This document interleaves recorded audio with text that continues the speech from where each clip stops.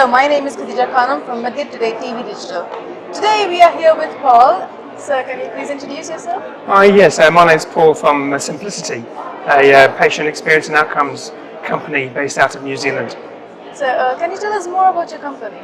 Our company, everything that we do is all about capturing the insights that can only come from patients in terms of their symptoms, side effects, their outcome measures and their experience as well, and then how we can use our technology and AI to draw that in and inject it to where it's required within healthcare.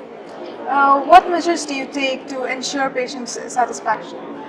Well, the key thing about patient satisfaction is it's not just about how they are feeling about the parking or the waiting times, but it's also how they felt, how they were engaged, were they respected, were they listened to, were they involved in the decision making. So we will ask the right questions at the right time of the patient to ensure that those insights then feed back to their healthcare team. So I'll give you an example. Anything that an organisation, a private hospital does to improve the healthcare of and the operational efficiency of their organisation, everything will affect at some point the patient's interaction. So, and if that's the case, then whether or not it's staff or technology or changing the navigation through a hospital, it's all going to impact the patient.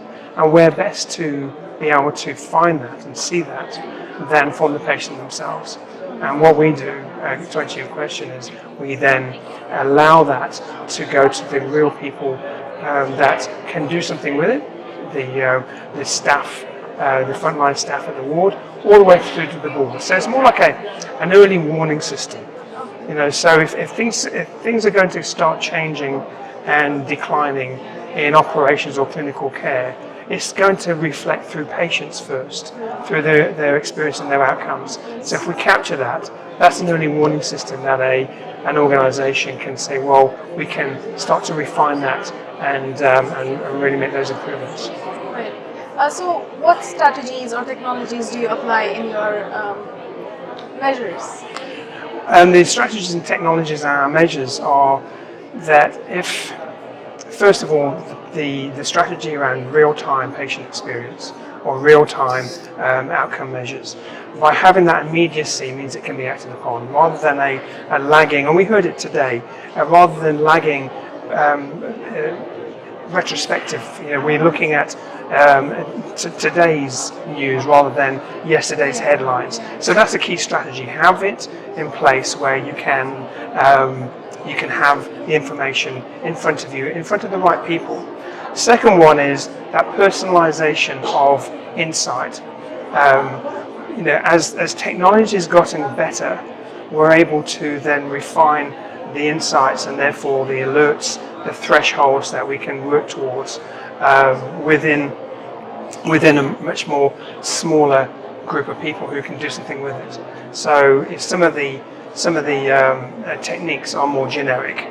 So, for example, we heard today nurse rounding. Well, what is it specifically for my ward or for my hospital that I should be utilising that?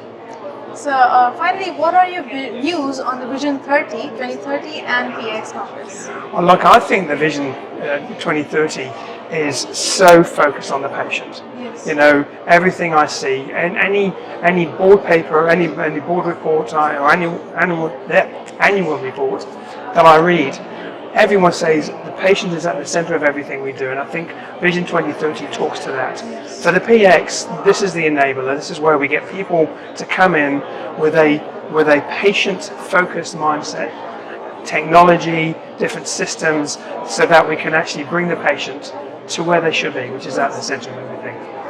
So thank you for joining us today, Oh, you're sir. welcome. You're welcome.